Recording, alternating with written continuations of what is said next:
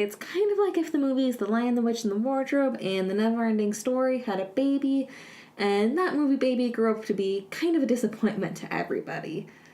That's right, today we're going to be talking about the 2018 fantasy movie, A Wrinkle in Time. This movie is directed by Ava DuVernay and is written by Jennifer Lee and Jeff Stockwell. A Wrinkle in Time stars Storm Reid as Meg, Oprah Winfrey as Mrs. Witch, Mindy Kaling as Mrs. Who, Reese Witherspoon as Mrs. Whatsit, Levi Miller as Calvin, Deric McCabe as Charles Wallace, and Chris Pine as Mr. Murray. So this is going to be an in-depth review and analysis for A Wrinkle in Time, and it is going to contain a lot of spoilers. Now that that's out of the way, the first category of my grid is going to be writing, plot, and genre. So this category was a little bit hit and miss for me. I did really like that the plot was really driven by the main character, Meg, both her internal needs, which we'll get to in the next category, and her outer goal, which starts off as wanting to find and save her father, and kind of ends by wanting to save her brother, Charles Wallace, who gets taken over by the It. So I like that it was very, pretty simple and very episodic. Each scene, you go to another location, talk to a few people, pick up a little bit more information, move on. And I thought that was fairly effective overall. It was very simplistic in its structure, but because it was so driven by the character, I didn't mind that too much. So as far as that element of the plot goes, I thought it was pretty strong.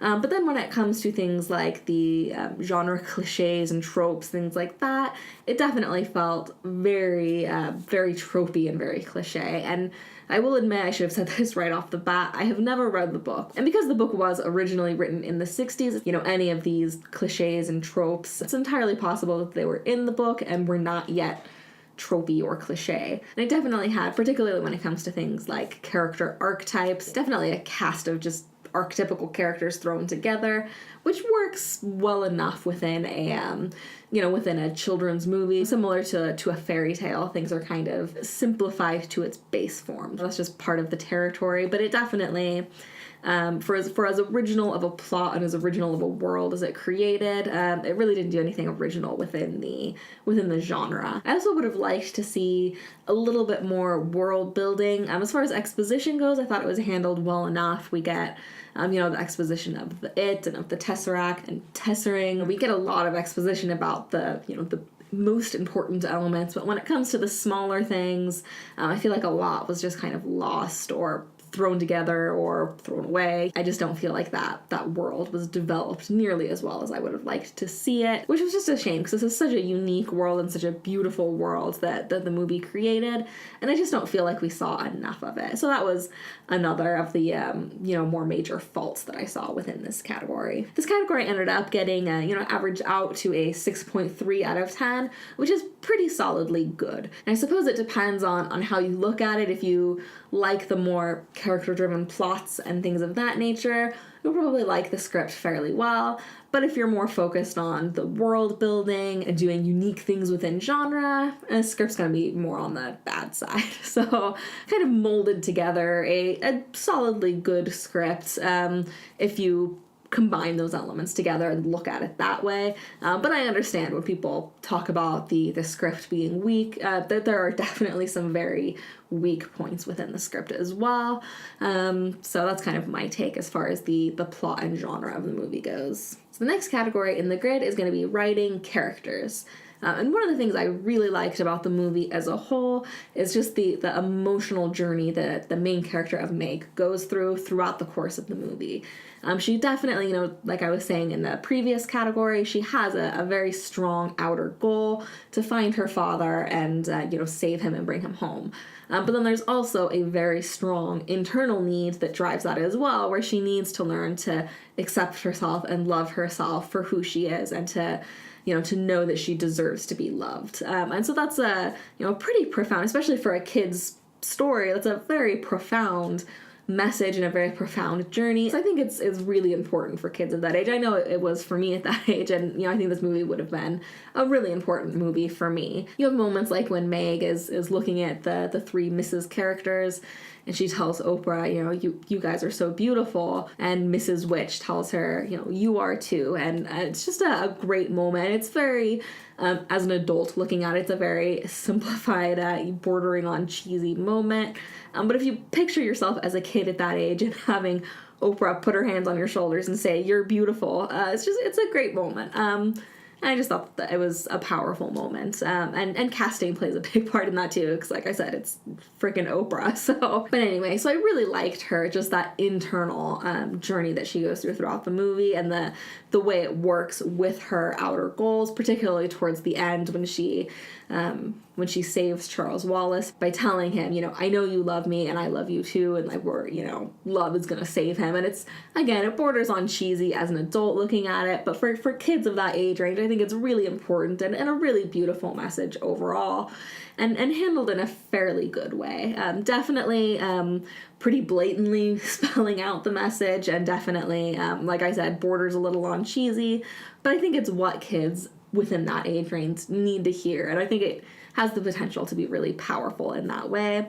And I know a lot of people, the book it's based on, A Wrinkle in Time, is very religious in the same way that, the Chronicles of Narnia are religious, and that was completely wiped clean from this movie. So I know a lot of people have some issues with that, and I think her emotional journey probably could have been a little bit stronger had they kept some of that in, but I understand why they did it, and I think it still works and appeals to a wider audience, because you don't have that very obvious parallel between Christianity and the plot of the story, which isn't inherently a bad thing, but does, especially if you're old enough to be able to see those parallels, and if that doesn't happen to be what you believe, it hinders the message from coming through. So I think the way that the movie presents it is just a well-done way that can apply to anybody globally, because it's not tied to any one specific belief.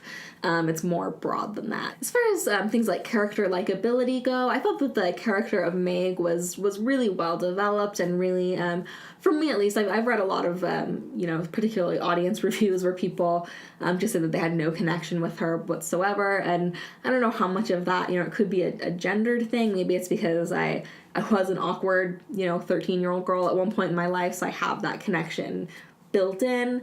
I'm not sure. I don't really like throwing out blanketed gendered generalizations, I guess. I don't think there's too much use to that. So I don't know if that's the case or not. But I found her very relatable and likable throughout. And the three misses, of course, were particularly just because of the actors who portrayed them, and particularly, Mrs. Watts, played by Oprah. Like, of course they're going to be likable, and you're immediately drawn to them as adults, at least, watching the movie, just because of the actors and their personas. So they were just kind of inherently likable, and I thought they were well written as well. But then when it comes to like the character of Calvin, I'm sure he played a bigger role in the book, but I just didn't really understand why he was there or where he fit in, and it really seemed like he could have easily just not even been present, and the movie would have pretty much had the exact same plot. He was just tagging along. I really didn't quite see the purpose of him. And then with the character of Charles Wallace, he was just so precocious. It was so over the top. Just his precociousness and his personality was just to the point of being obnoxious, Overall, I still thought the characters throughout the movie were one of its, stronger aspects, and I gave the category overall a 7.2 out of 10, which is pretty solidly good, and getting close to that great range, which starts in an 8.0, but still pretty solidly stuck in the good range. So next category is going to kind of feed into the character category, particularly for this movie, and that's going to be the acting and casting. As far as the acting, I thought the three misses in general were give solid performances, particularly when it comes to their facial expressions. You just see just so much wonder or pride or fear, whatever the scene calls for, I guess. it's present on their faces even without them having to say anything. So that just the face acting, so to speak, for those three characters in particular was really fantastic. And even the character of Meg, played by Storm Reid, I thought she did a really great job, particularly for being such a young actor. I thought she did a great job of expressing emotion without having to say anything. Now, some of the weaker points within the acting and casting is, again, going to come primarily with the character of Charles Wallace, and I really can't say too much as far as criticizing his performance. I mean, he's a little kid, and not every little kid is going to be Sixth Sense era Haley Joel Osment or Jacob Tremblay.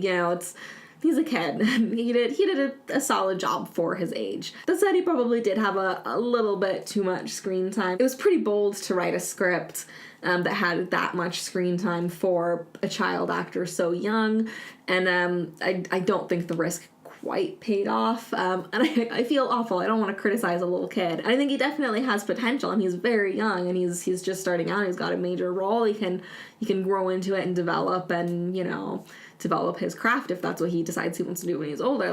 There's potential there. He's not awful, but yeah, it wasn't the best. And a lot of that came with the writing, too, because I did think he did a much better job when he was more evil, once he got taken over by the It towards the end, particularly once they got into that cave-like place where the final battle took place. I thought he'd had his best performance there, but then, throughout the rest of the movie, it's just not the best performance ever. But I thought everyone else did pretty solid jobs. Nothing award worthy or, super stellar, but the acting was pretty solid overall. So I gave the acting and casting category a 7.3 out of 10, which again is going to be pretty solidly good, not quite great, but, getting close to that range. So next category is lighting. And I think in general this movie is pretty much exactly what you would expect out of a big budget Hollywood fantasy movie when it comes to the lighting. I thought I did a really good job of kind of balancing the more realistic lighting with just absolutely beautiful lighting, particularly in places like when the first time they tesser, and it's that beautiful, I'm assuming New Zealand maybe, landscape. But just the lighting there, and I'm sure a lot of that is also, colorization done in post, but just the beauty of those scenes, that heightened realism and that almost unnatural feeling of beauty that is natural somewhere in the world kind of thing. And just throughout, it had a good balance of, beauty and realism. But then when it comes to things like mood or storytelling, I thought it was pretty mediocre. Just really didn't go above and beyond too much in either of those categories. So the overall score for the lighting category is going to be a 7.5 out of 10. Just still good and inching a little bit closer to that great mark, but just the lack of setting the mood and the lack of storytelling just kind of dragged the score down a little bit and kept it from getting into that great range for me. So next category is going to be camera work. And this is the category I think I went in with the highest expectations for, and it really didn't meet those expectations, which is kind of a bummer. I was really expecting a lot of wide shots and a lot of, sweeping landscapes and, just interesting camera movements. And I really just didn't feel like we got much of that. There's definitely some, pretty much the more epic moments that you see in the trailer. It's pretty much the summary of the bigger, grander, epic kind of shots that I was, expecting going into the movie. It seems like a bulk of the scenes were shot in, not exclusively in close-up, but there were just a lot of extreme close-ups, particularly on the character of Meg. And sometimes it worked really well. Like, each time she tessers, you see that, really close-up on her face. And then that's contrasted really nicely when, at the end, when she actually is able to see the tesser and, you see all of her and she's kind of enjoying the experience for the first time.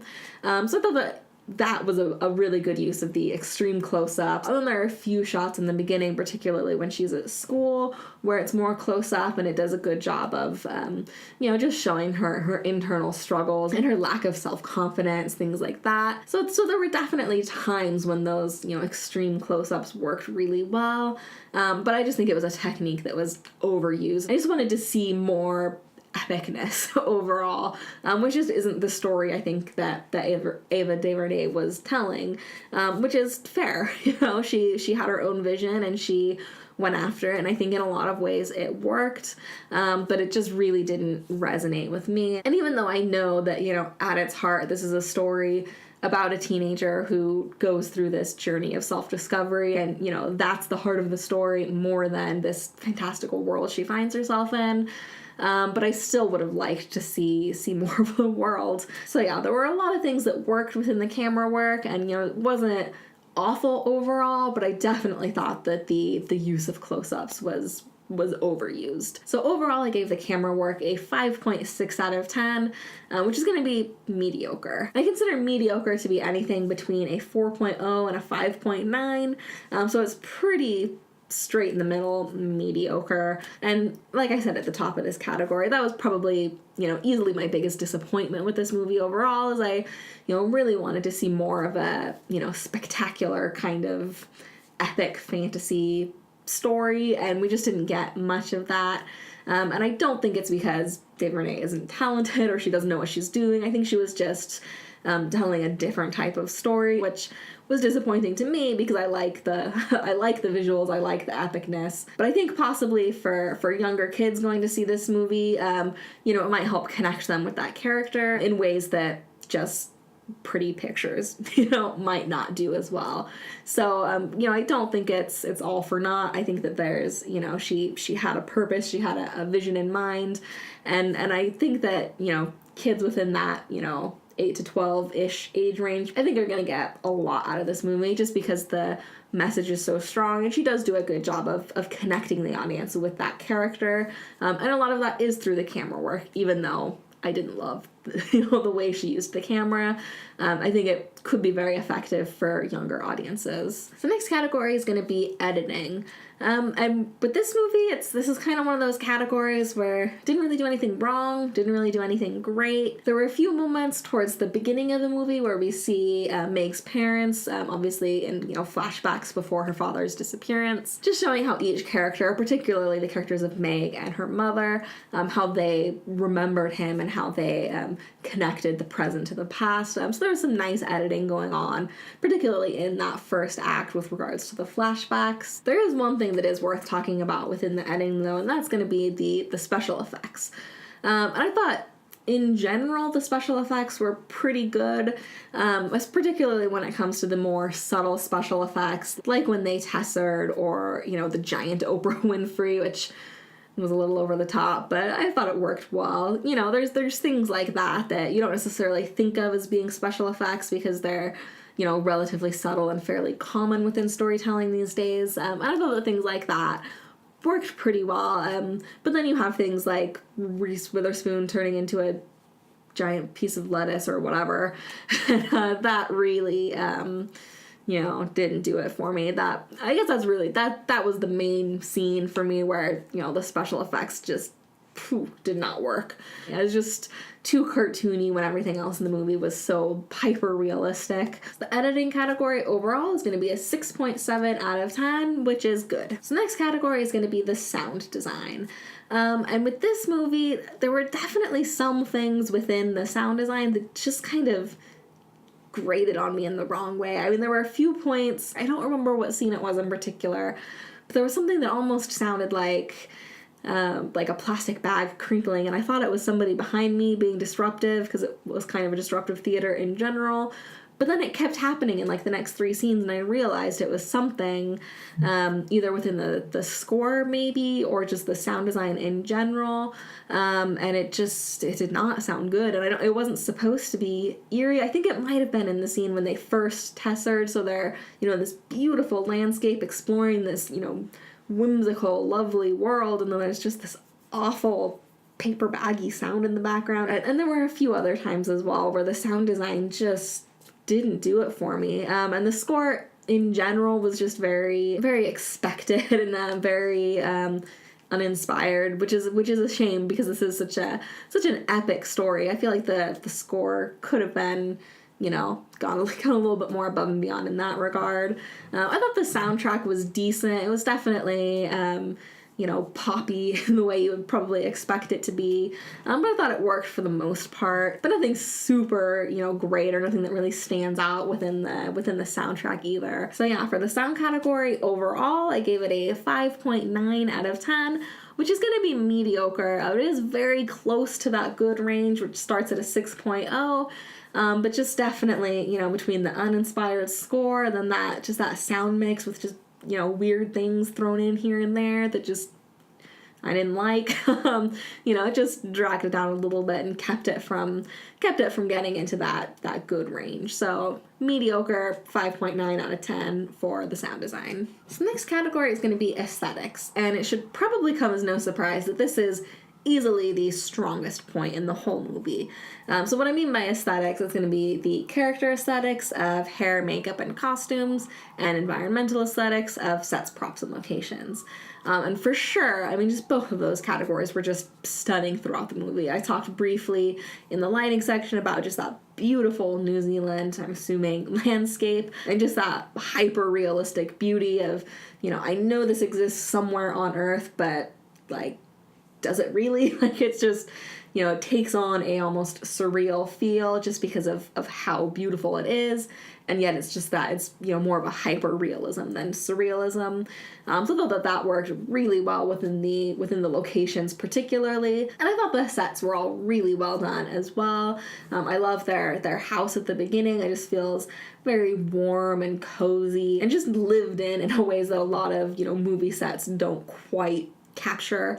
So that just, just the set design there was really amazing. And then within the character aesthetics, obviously, again, if you've seen the trailers, this should come as no surprise, particularly when it comes to the characters of the misses, just the hair and the makeup and the costumes were all just so, over the top, but in the best way, and just so bright and loud and just beautiful, and so I really liked that. But then even within particularly the character of Meg, just her fashion choices, I thought it did a good job of showing that she's a little bit awkward in that she doesn't fit in with everyone around her, and yet she just has her own style and is comfortable being who she is, even if she doesn't quite realize it yet. She's got the awkwardness and the self-esteem issues, and she needs to overcome that throughout the movie, and yet still throughout the movie she does her own thing. She wears what she wants to wear. She she has a little bit of a different look than those around her,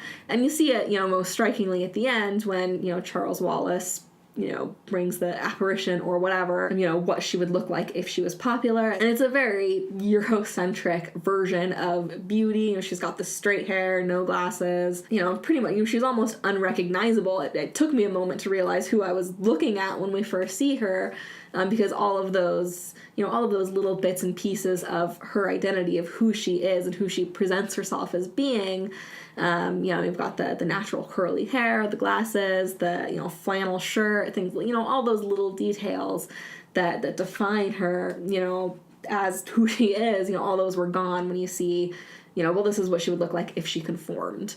So I thought that was a great moment as well, and just really powerful for again, particularly putting yourself in the mind of a kid that age, and if you remember the pressures of fitting in and wanting to look a certain way. I thought that was just a really powerful moment, and even though this movie does have a lot of flaws, that message was really, really powerful and really well done. And I'm getting a little bit off topic here, but I think it's worth noting that's a great message, and one that, the character aesthetics throughout the movie, and then particularly that comparison, just really helped to get that message across in a really beautiful and natural way. So the character aesthetics overall is going to be a perfect 10 out of 10. Pretty much no matter what you say about this movie, I don't really think anyone can argue with me on this point. I wish we had seen a little bit more of it, like I was saying in the camera work section, but just the beauty of these characters, and you already have the natural beauty of just having such a diverse cast, and then to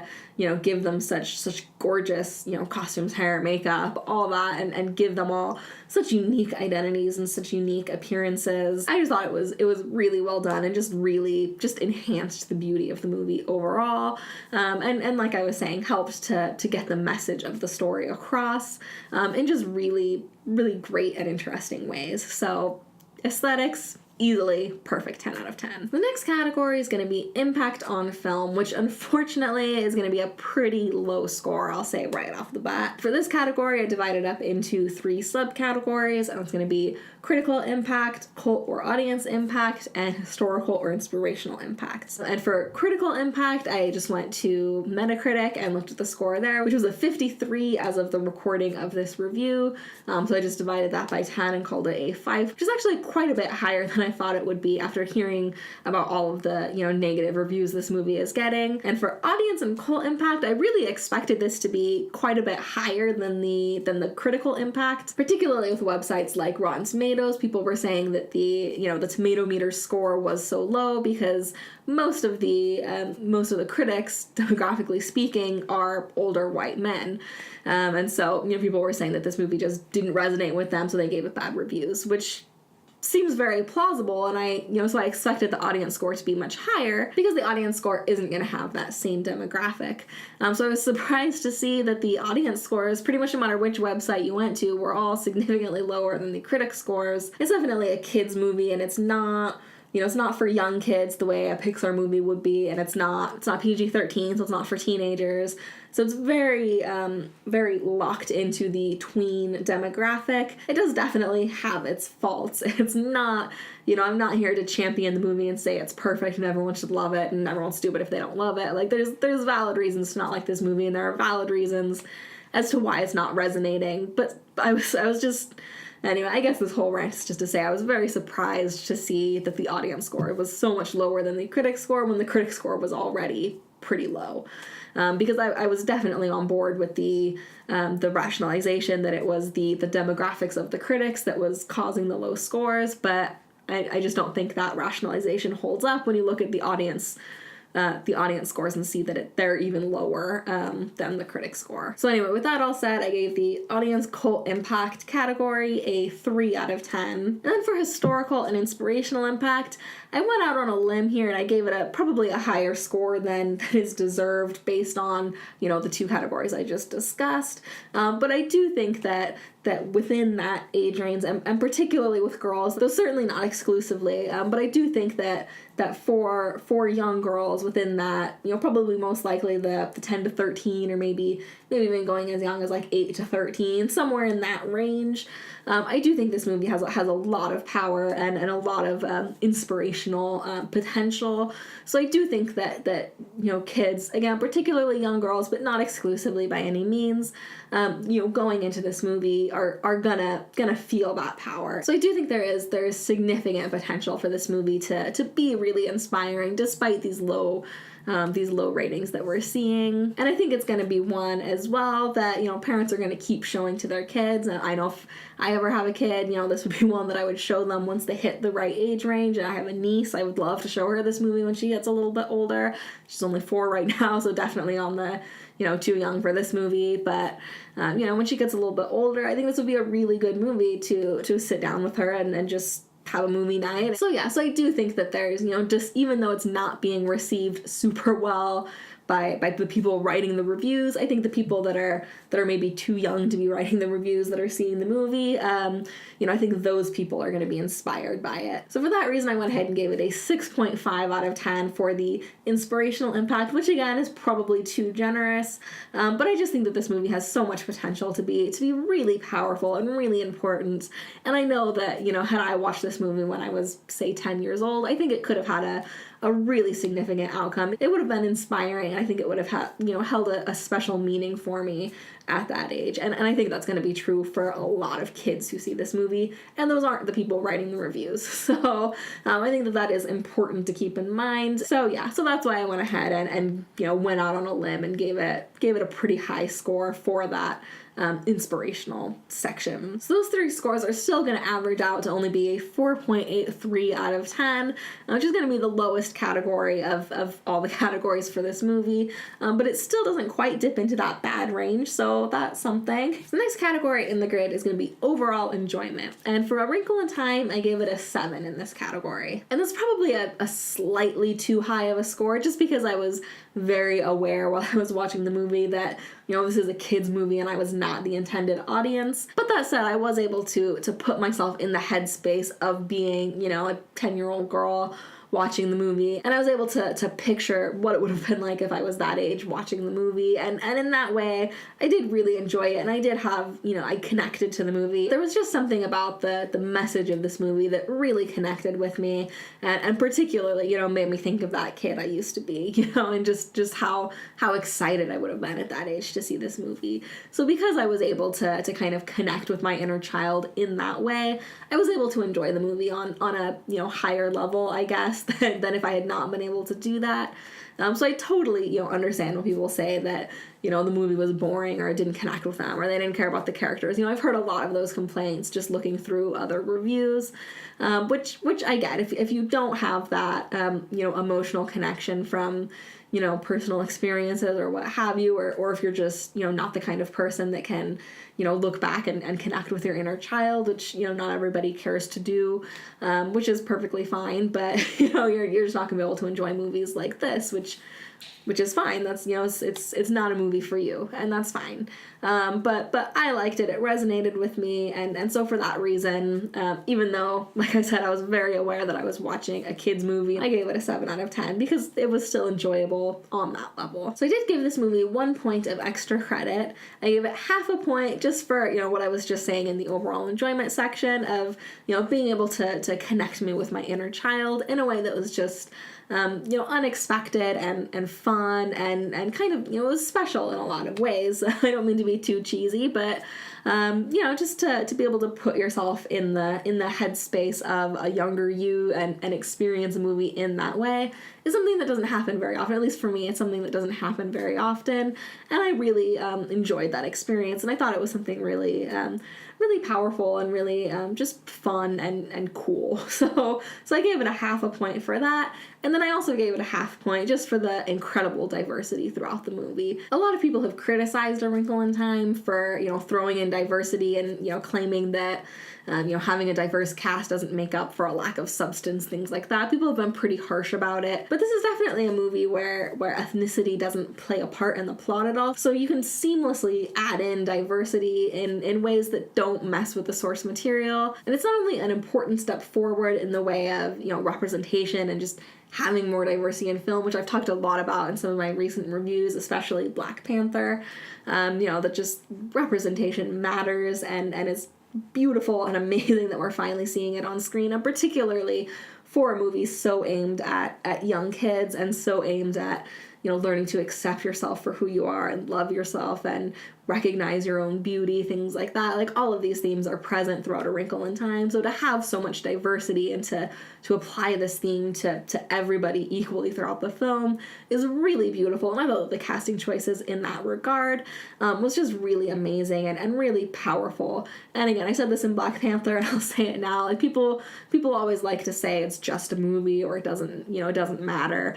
And I just think that that's silly because it does matter, and it's never just a movie. Movies have power. They can change people's minds, they can change people's perspectives, they can tell stories and teach people things that we've never known before. I mean, there's so much potential within the art of filmmaking to just, there's just so much power there. And so even though this is, you can say it's just a movie, you can say it's, just a kid's movie, and you can even say it's an unsuccessful movie because a lot of people are disliking it. But regardless of all of those things, I think it's paving the way. It's just a great step forward in the right direction as far as, representation and diversity, not just in front of the camera, but behind the camera as well. So there's just a lot worth talking about in that regard.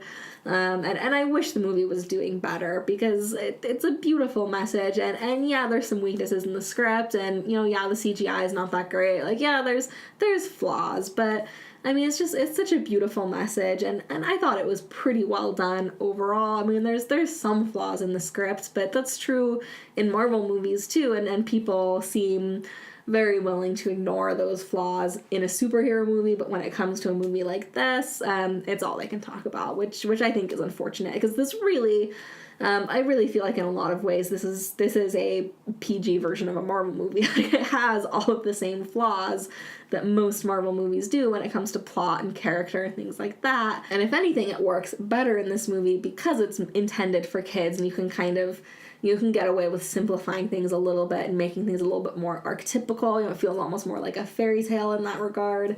You can get away with that in a kid's movie more than in a PG-13 movie, and yet apparently that's not true. I guess people are more willing to pick on a kid's movie than a PG-13 movie. I don't know what it is, but it really felt to me very much so like a Marvel movie, just not with Marvel characters. But anyway, so I gave it 1 point of extra credit total. So the total score for A Wrinkle in Time is going to be 69.33, which is pretty much exactly in the middle of what I consider to be a good movie.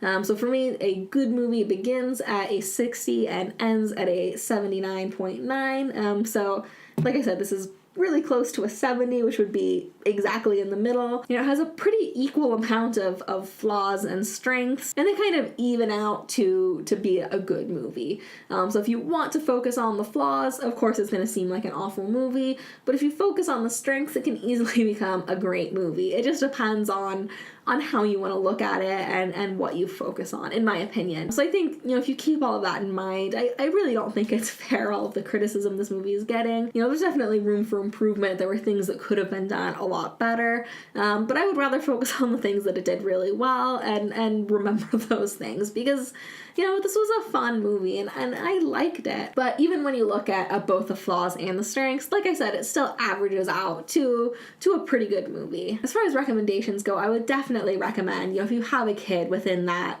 say 8 to 12 or 13-ish age range, for sure, go out and see it. Take them, go see it. I think it's worth it. I think it's great. Younger kids are going to get bored. I think it's a little bit too mature for the younger kids. Probably even 8 is a little bit young for most kids. Probably, you're probably looking more at the 10 to 12 age range, which is pretty tight, which is another reason why I think this movie, just isn't doing great. And, as far as user reviews and things like that, it's because, if you're not within that very specific age range, and I think it probably, though I'm not certain, helps if you're a girl within that age range. So, and it's, that demographic is cut in half now. But yeah, if you have a kid within that age range, I highly recommend taking them. I think it could be really powerful. So that's it for my review for A Wrinkle in Time. I've also posted this week a review for Tomb Raider. If you're interested, please check it out. Hey, thanks for watching. Let me know your thoughts in the comments below. And if you liked what you saw, don't forget to subscribe to Griddy Films on YouTube by pressing this button. Also, like and share this video. You can follow Griddy Films on Twitter, Facebook, and Instagram for new video announcements, entertainment news, fun pics, and more. Thanks again for watching, and I'll see you next time.